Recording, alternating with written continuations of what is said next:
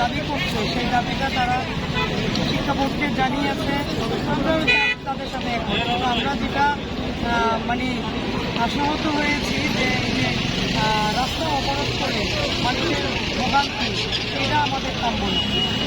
হ্যাঁ, স্টুডেন্টদের পাশে আমরা সবসময় থাকি এবং আমাদের জাতীয়তাবাদী দল সবসময় স্টুডেন্টদের জুলাই আন্দোলনে আমরা ওদের সাথে করেছি এবং আবারও যদি কোনো যৌক্তিক আন্দোলন হয় আমরা ওদের পাশে থেকে আমরা ওদের সাথে থাকি। কিন্তু এখন যে শিক্ষা ব্যবস্থাটা আপনারা জানেন শিক্ষা ব্যবস্থাকে ধ্বংস করে দিয়ে গেছে, সেখান থেকে উত্তরণের জন্য কিছু কঠিন পদক্ষেপ হয়, সেই পদক্ষেপগুলো আস্তে আস্তে হবে ইনশাআল্লাহ। আগামী দিনে এই শিক্ষার যে অবক্ষয় ম্যাসিসটা করে গেছে এটা থাকবে না।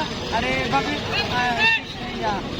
স্টুডেন্টদেরও আন্দোলন থাকবে এবং আজকে তো তাদের দাবিটা যেটা ছিল সেটা তো এবং আমাদের মাননীয় প্রধানমন্ত্রী তাদের দিকে খেয়াল রাখছেন এবং তাদের যে দাবি সেই দাবি যে ফিজিক্স পরীক্ষা এবং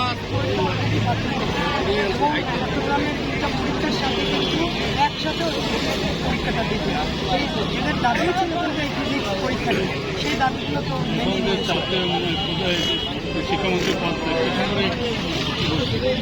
আসলে এটা কোনো যৌক্তিক দাবি না, কারণ শিক্ষা ব্যবস্থা উন্নত শিক্ষা ব্যবস্থাটাকে ফিরিয়ে আনার জন্য চেষ্টা করতেছে এবং সেখানে কিছু পদক্ষেপ হবে, ভুলভ্রান্তি থাকতেই পারে, সেটা তো আমরা সবাই মিলে শুধরাই নেব এবং তারা যে দাবি জানিয়েছে যৌক্তিক দাবিগুলো তো মেনে নিচ্ছে এবং এই আন্দোলন যে দাবিটা নিয়ে করেছিল যে ফিজিক্স পরীক্ষা, সেই ফিজিক্স পরীক্ষা তো অলরেডি বাতিল করছে, তাতে তো আর শিক্ষার্থীদের কোনো কিছু চাওয়া পাওয়া থাকতে পারে।